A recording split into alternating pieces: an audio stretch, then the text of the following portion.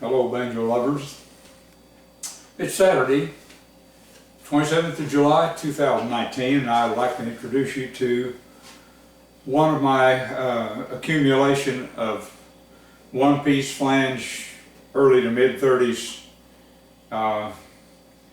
banjos that have been upgraded from lower models or just converted from tenors or plectrums.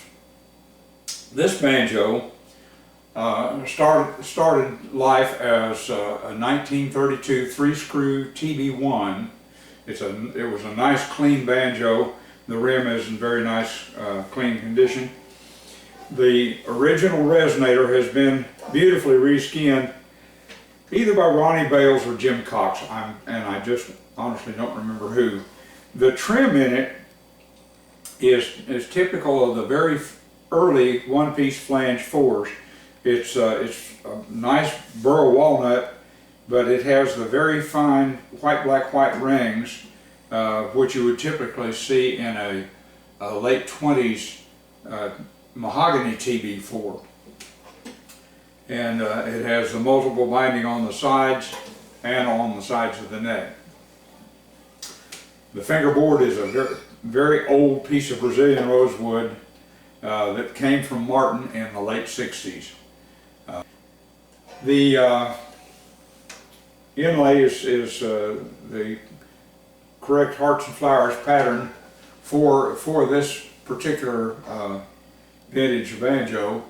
The original that I had was either somewhere between a late 29 and a mid 30s RB-4 original flathead 5-string, now owned by Butch Robbins, and this banjo was converted up to replicate that banjo as closely as possible.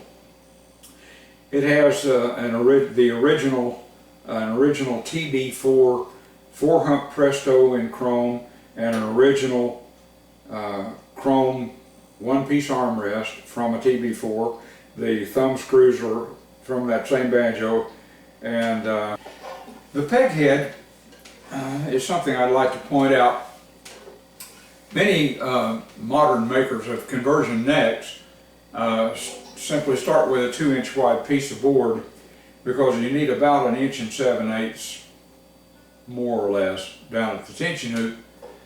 And so the simplest way to construct one of these is to simply lay out the outline of the neck on the sides and cut that out, and then cut a piece of pair of narrow strips of the base wood that you have, and glue those on the sides to make the peg head wide enough out here, which is somewhere around 3 1/4 inches, I think, if I remember correctly.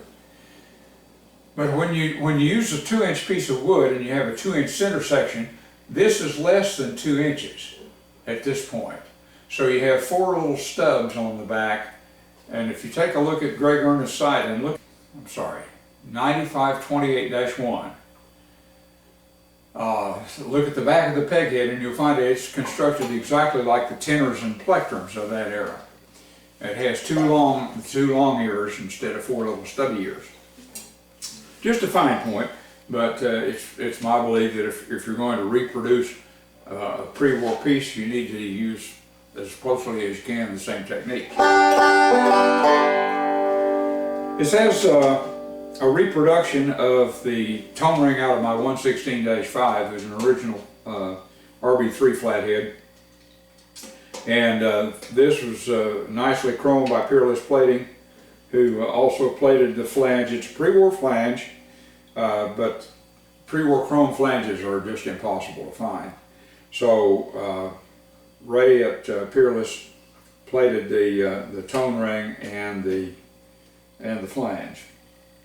It has a Curtis McPeake bridge on it. I have not tried other bridges on this banjo because it sounds pretty good the way it is.